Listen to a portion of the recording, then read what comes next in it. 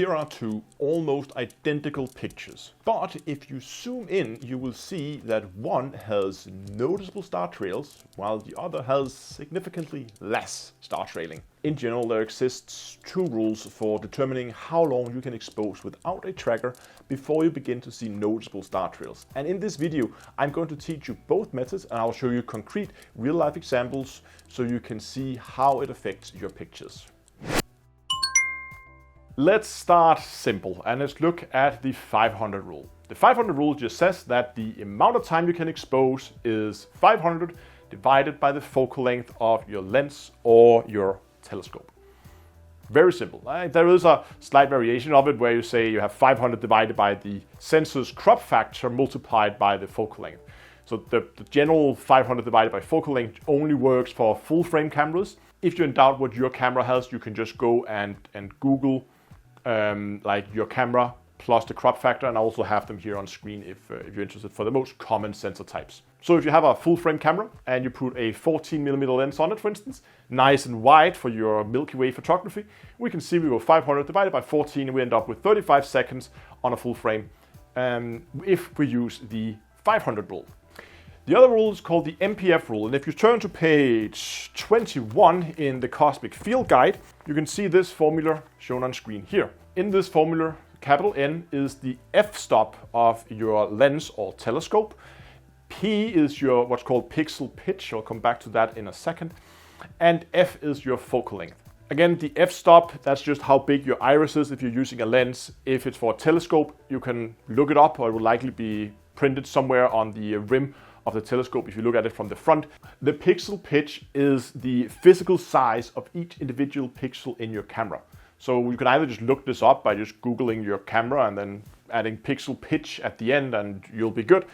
Or you can calculate it yourself if you know exactly how wide or tall your camera sensor is, and you know how many pixels it is in either of those two axes.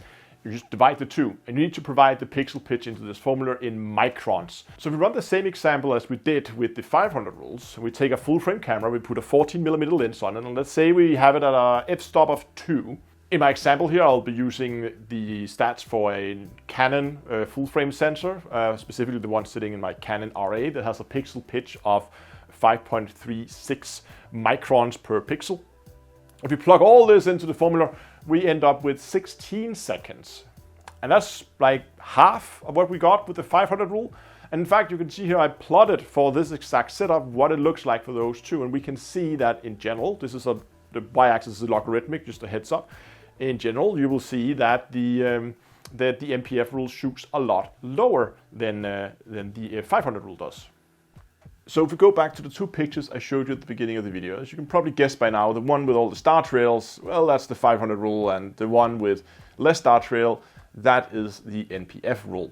The problem here is that the 500 rule doesn't really apply anymore. This rule was made back when pictures were still taken using like photosensitive glass plates, and they were not really designed for modern day high resolution digital cameras. Now, if you want to dive deeper into these kind of topics and also want to make this a little more convenient for you, in my book, The Cosmic Field Guide, if you turn to page 22, you will see I have created a table. And this is the table where you can write down what camera does. You have what's the pixel pitch of each camera, so you don't have to go and look it up every time.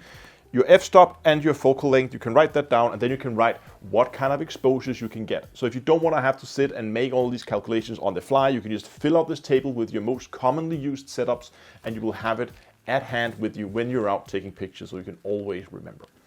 Check it out, deepspacebooks.com. The other type of mount, as I said, is what's called an equatorial mount. These type of mounts is mounted at an angle in such a way that the Iridium-33 collided with an old derelict Russian military satellite called Cosmos 2251.